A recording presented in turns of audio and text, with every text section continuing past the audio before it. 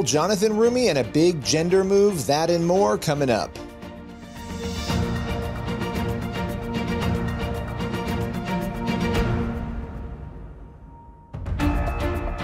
Welcome to Newsmakers, a show where we go behind the headlines each and every week to bring you interviews with your favorite pastors, entertainers, politicians, and other notable figures.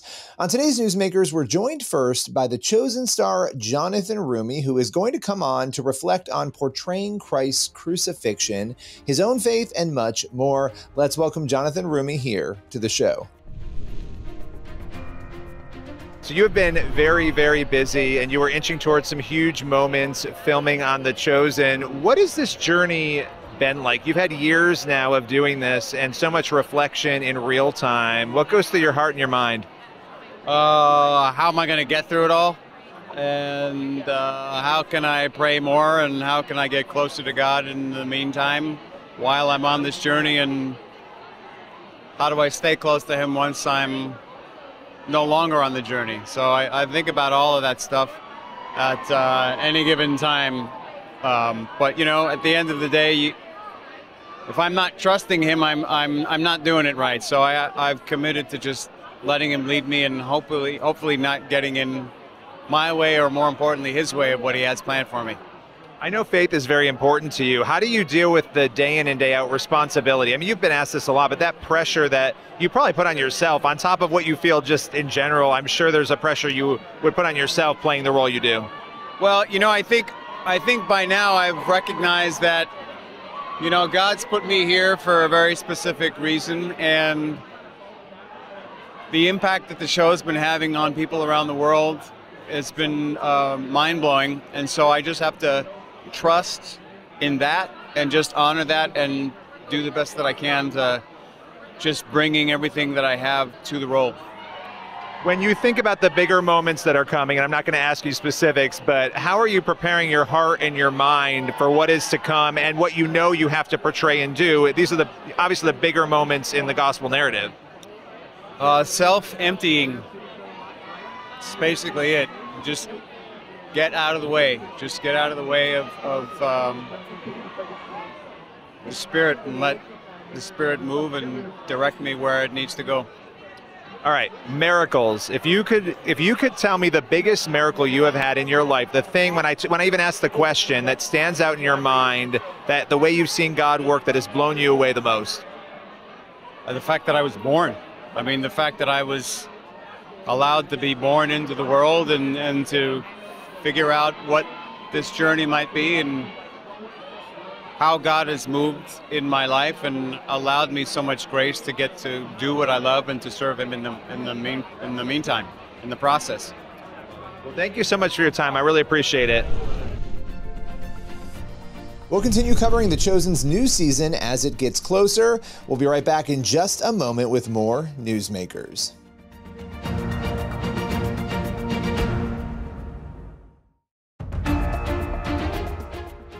Welcome back to Newsmakers. Next up, Becket attorney Adèle Keim joins the show to reveal details about a Christian baker in California who is refusing to back down in her battle with the government. Let's welcome Adèle to Newsmakers to explain this important story. I appreciate you coming on with me to talk about this case. It's an important case surrounding a custom cake artist named Cathy Miller. We have had her on. Before we get into the most recent developments, can you tell us what started this battle? Sure. So what started this battle is Cathy's faith. Cathy Miller is a woman of faith. She's also a creative person. She's had her hands in all kinds of things. She has been a wedding planner. She taught for years at a Christian school, and her dream was always to open her own custom bakery. So she did that in around 2012. But pretty soon, marijuana was legalized in California, and she realized that she had customers coming in and asking her to bake marijuana brownies and cookies, or bachelorette party treats that were just not something that she, as a Christian, someone who dedicated her life to serving God and who dedicated her business to God, could be doing. So pretty soon, Billy, she ran into these conflicts. So she created what she calls the design standards. Her bakery is called Tastries, and she has these design standards. And she says, I want to make you something beautiful and delicious, but I will not do gory Halloween treats. I will not put Jack Daniels on your bachelor party cake or do adult-themed bachelorette party cakes. I have to honor the Lord because I'm using the creative gifts that he gave me. Well, not long after that, Billy, you can kind of guess the rest of the story.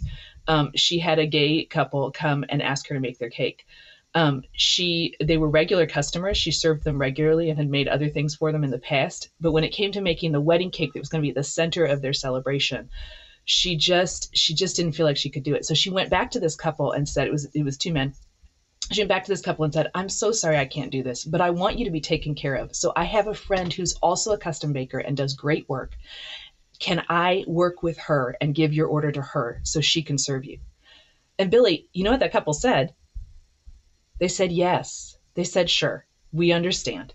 And they worked with that. And they actually came back to her and continued to be her customers for other treats. So that's where things stood in 2017.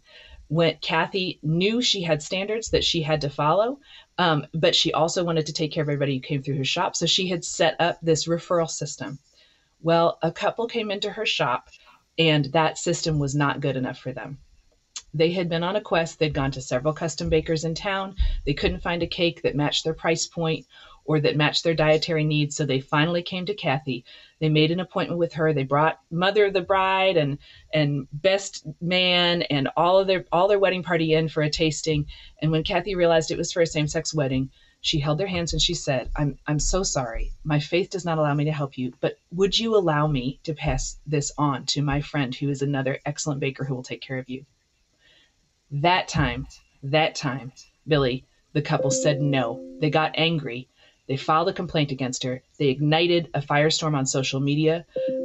They accused her of turning them away harshly, turning them away completely, which she hadn't been trying to do. She'd been trying to work with them and help them as much as she could in good conscience. And she has been in court ever since.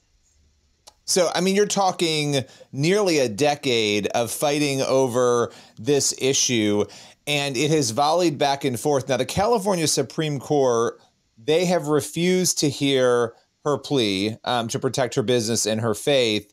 Were you surprised by that decision? Honestly, Billy, I'm not. The California courts have just put their fingers in their ears and said, la, la, la. The U.S. Supreme Court has said twice since. So first of all, let's back up. Cathy's being prosecuted by her own government. It's the California Civil Rights Department that has gone after Cathy, okay, for these past 7 or 8 years. During this time, this 7 or 8 year period, the U.S. Supreme Court has said twice in the wedding vendor context, when it comes to wedding vendors who have a conscientious objection, back off. Back off. They said that in Masterpiece Cake Shop, which also involved a cake artist in Colorado. And they said it in 303 Creative, which involved a wedding website designer. So the U.S. Supreme Court has spoken very clearly, and California courts have not had ears to hear. Why is that not set? So I think the rest of the public, anybody hearing this or watching this, they're thinking, well, why is this not settled then, right? If the Supreme Court has said these things, why do we still have people being dragged through the court system again and again and again and unable to sort of win these battles easily? You know, California courts have acted as if California civil rights law is more foundational than the U.S. Constitution.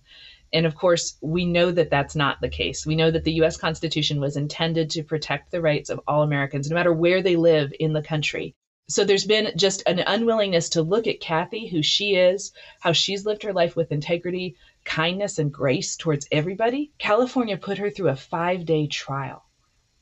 And everyone who testified said Cathy employs everybody, no matter their beliefs or their race or their sexual orientation, and she serves everybody in her bakery. She has customers from all backgrounds, and she tries to treat them all with respect. You don't have to guess about Cathy, but that's the other move that California's done, Billy, is they've kind of said, we're not going to look at who Cathy is. We're going to look at our stereotypes about who other people are and what they might do. What do they want from Cathy? So what would be the remedy in the state's eyes at this point from her? Do they want to have they fined her? Do they want her to go through some sort of training? I know these are often the things that happen in these cases. You're very well informed, and really, Billy, it's all of the above. I mean, they want to fine her. They want to stop her from doing any wedding cakes at all. If she doesn't do all the wedding cakes that the state wants her to do, she can't do any wedding cakes. And that ultimately would mean the end of her business. Is her business currently affected as this is going on right now? Is she able to make wedding cakes? Has she had to pull back from that? How has this impacted her business?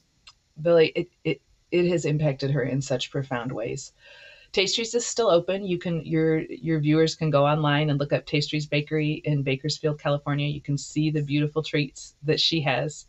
But she has been the victim, and her employees have been the victims of such intense sexual harassment, such intense harassment and persecution because of her stand. So it's not just that she has been in court for 8 years. It's that every time California files a brief and compares her to, racist barbecue owners in the 1960s, she gets guys calling up the bakery and threatening to rape her employees, assault her. She gets stalkers who call and say, I know what you're wearing, and here's what I think should happen to you.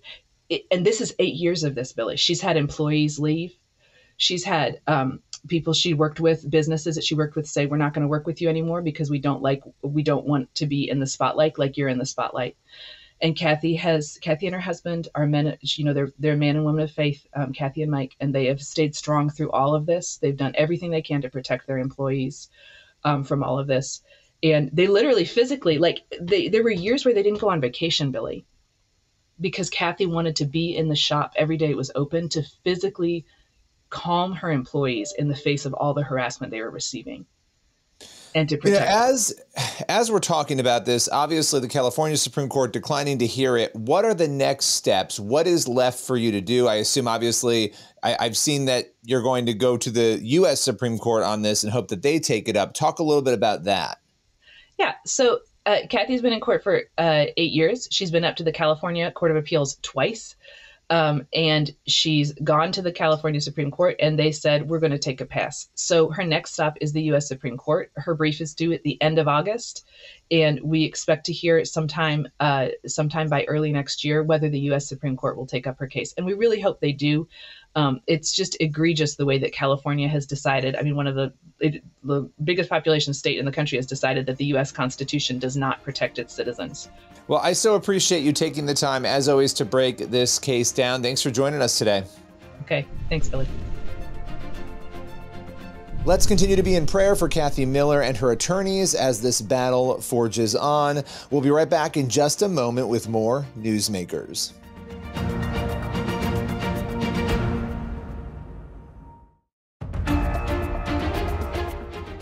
Welcome back to Newsmakers on the CBN News Channel. For our final segment, we are sitting down with Brandon Showalter from the Christian Post. He's here to share about the latest twist in the transgender battle.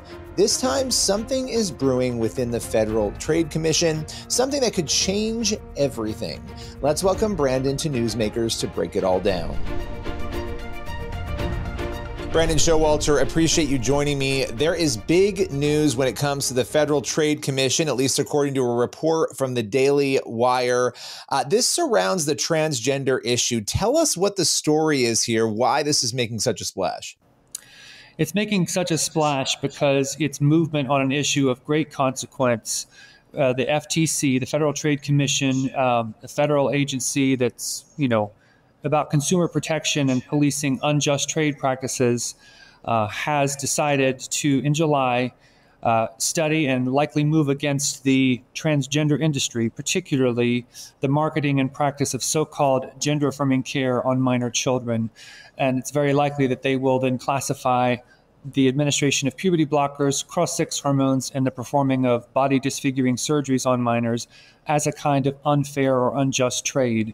It's within its regulatory purview to do something like that because of the deceptive practices and marketing and false promises and fraudulent means of presenting this to patients and their families that they are taking this action. So they're going to study the issue, some workshops, panels in July, to basically to address this head on from their perch as a federal agency. And all of this is in keeping with, I would say, President Trump's January 28th executive order decrying so-called gender-affirming care as a stain on our nation's history, and it must end, rightly calling this sterilization and mutilation of children. And so the FTC, as our other agencies throughout the federal government, are tackling this head on. Recently, the Health and Human Services Department issued a 400-page report basically showing what we all know to be true, that there is no evidence for transing kids chemically or surgically. But this is the FTC taking the lead now and addressing it from its regulatory powers. And as far as I understand, the FTC, when they hold a day-long workshop like this, they're generally doing that before they make a case to go after an industry, correct? So that's sort of the assumption here, that because they're holding this day-long workshop, in light of the way they generally do things, that means that what will come next is what you just described, going after this particular industry. That's right. And from what I have heard from my sources, they indicate to me that the experts that they have lined up to invite can testify to the massive fraud that's inherent in this industry. And when you begin with the fraudulent premise that it's possible for some children to be born in the wrong body, any medical treatment is going to be irretrievably flawed from the start, because it is impossible to be born in the wrong body. And so any chemical puberty blocker or cross-sex hormone given for an illegitimate medical purpose is rightly called fraud. So there's many kinds of fraud. There's ideological fraud, of course, because of the premise that I've just described, but there's also miscategorization of Medicaid billing. There's fraudulent practices that happen within that. I've heard of stories from whistleblowers, some of whom are likely to be invited to this FTC event, that can testify to the fact that doctors who are administering these treatments are fraudulently putting on medical records such things as estrogen deficiency or endocrine disorder unspecified, when in fact these young people do not have those conditions, but they are using those fraudulent diagnoses to be able to prescribe these medications for an illicit purpose. And so the fraud abounds in this space. And so I think it's unquestionably a good thing for the Federal Trade Commission to be addressing it in the manner that they are. And you're right that when they do put on these panels, it usually precedes, what follows after is some decisive action on their part, where the commissioners will take a vote of some kind. Okay, so you have had a podcast for a long time now, Generation Indoctrination, and through that podcast and the work that you've done beyond that as well, you have addressed this issue probably more than anybody else in the media has, looking at every facet of it.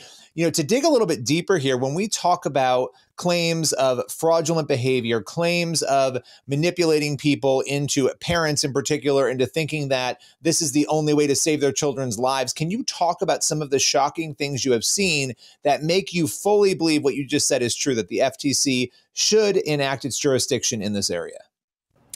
I think the worst lie, and I've said this many times, is that parents are told by clinicians wearing their white robes, their doctors with the degrees on the wall, that if you do not allow your children to go down this medical pathway, they are very likely to or will commit suicide. So the emotional blackmail that takes place in a medical setting where you would hope that you'd get some sound advice is all based on a lie. That's a fraudulent claim. There is no evidence to support the claim that a child will die by suicide unless you block their natural puberty with untested hormonal agents that have never been approved by the FDA for that use, or that they will have to cut their body parts off or take cross-sex hormones that will render them sterile. And so the lies just permeate this entire industry, and parents are left desperate, thinking that they may have their custody removed if they don't go along with it. We're hearing stories of that happening, especially in certain states. And so I'm sure, and I know that while I have covered the issue extensively, both in our documentary podcast and in print, I know that I've only begun to scratch the surface, given how many layers of lies and deceit and fraudulent activity that government agencies have been participating in, and especially the medical industries, the hospitals and the clinics, Planned Parenthood. This is embedded so deep within so many of our public health institutions and within really all of the major hospitals. They are completely to use an analogy, just drunk on the gender Kool-Aid. This is in high places. This has been top-down social engineering. Kids are indoctrinated in school systems to believe that these things are true about their bodies when nothing could be further from the truth. So the fraud abounds, and I do salute the FTC for taking a look at this, because it's, in my opinion, long overdue. So final question for you. As you look ahead to this July workshop, this full day, what if you could give a recommendation right now to the FTC, what would you want to see them do in the end after that event? I think so-called gender-affirming care needs to be classified as a fraudulent practice, as an unjust trade. I think as much weight as they can use to dismantle the industry in its entirety, they should do it. I think it needs to be fully exposed that these crimes against children and humanity need to be seen for what they are. And I think as much power as they can possibly use against it and show this to be the immense fraud that we have all known it to be, they should do it. So take every possible step that they can, and encourage their colleagues throughout the government to also take a look and use whatever appropriate measures they can to address this head on, because it is, I believe, Billy, one of the worst medical scandals that the world has ever seen. And we need a full reckoning and accounting for everything that's been done because of these fraudulent practices and all of these lies. Okay, Brandon Showalter, where can people go to see your work and to hear your podcast? You can hear our podcast, and we're currently working on another season, which will be out later this year. GenerationIndoctrination.com is our landing page. Of course, it is also available on all other major podcast platforms like Spotify.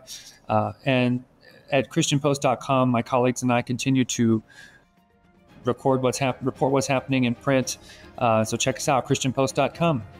Thank you so much. Appreciate your time. Thank you, Billy. We'll continue to cover this story as it unfolds, and we'll be right back in just a moment with more Newsmakers.